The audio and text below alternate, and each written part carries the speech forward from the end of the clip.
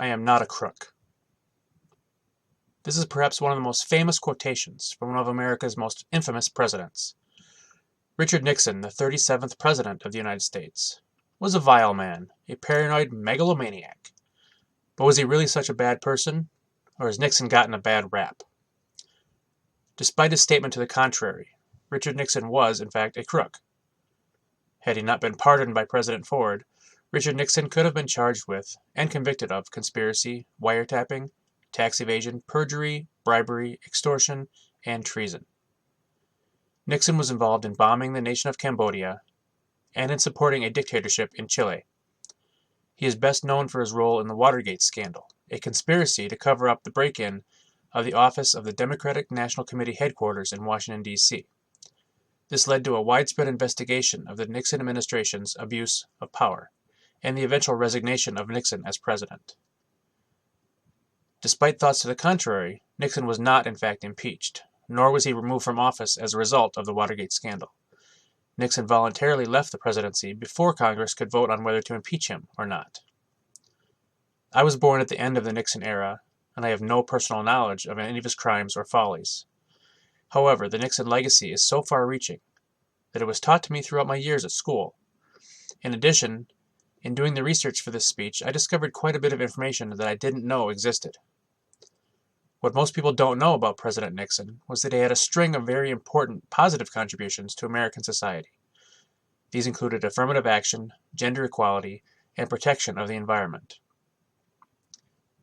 In our modern society, people get very worked up about the issue of affirmative action, especially when we feel that it may be detrimental to other groups. However, in the 1970s, affirmative action was essential to creating a level playing field for all citizens in America. During this time, all over the country, companies were refusing to hire black people or other minorities, and local and state legislators and law enforcement did nothing about it. Something had to be done, and in 1969, Richard Nixon helped take one of the first steps. That first step was enacting a law which required hiring quotas in certain industries. These businesses were required to make a good faith effort to follow these laws. Business owners revolted, protesting that the new law was illegal and against their rights as employers. Despite these protests, the law was enforced as written, creating America's first affirmative action policy. Nixon may have had a bad reputation as being racist, possibly, but he set his personal beliefs aside for the good of all citizens of this country. It wasn't just ethnic minorities that were discriminated against in the mid-20th century. Women were still treated as second-class citizens. There were no laws protecting females from discriminatory behavior, including in college and particularly in college sports. Prior to 1972, women's sports teams received almost no funding at all, while men's teams received plenty of support from school administration as well as school alumni. In 1972, President Nixon signed into law what is known as Title IX. This new law made it illegal to discriminate on the basis of gender in any education program that received federal funding. According to the New York Times, before Title IX was enacted, there were only about 310,000 women playing sports in high school and college. 45 years later, that number is now over 3 million women, including many who have gone on to become Olympic athletes and earned gold for America. These days, we continue to hear all about the political wrangling between Congress and the White House regarding global warming and oil pipelines. It is very rare that you will hear the words Republican and environmentalist in the same sentence, especially if it refers to the same person. However, in the Nixon era, the two sides were much closer together in terms of working together for the common good. In 1970, President Nixon took a huge step in the right direction to protect America's environment.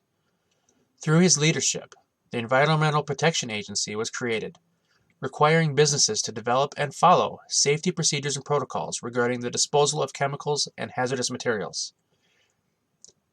Nixon was also involved in the passage of the Clean Air Act, which required companies to filter out much of the pollution that they were pumping into our atmosphere. Richard Nixon's presidency was plagued by controversy, crime, and depravity.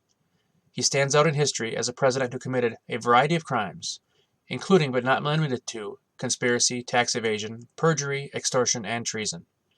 His statement that he was not a crook was far from the truth. In hindsight, Nixon was far more than a crook. He was a criminal and a traitor. When asked about their opinion of President Nixon, People referred to Nixon as a snake, a crook, a criminal, and one of America's worst presidents. Many were disgusted, though not surprised, that Nixon had received a pardon from President Ford and was not punished for his crimes.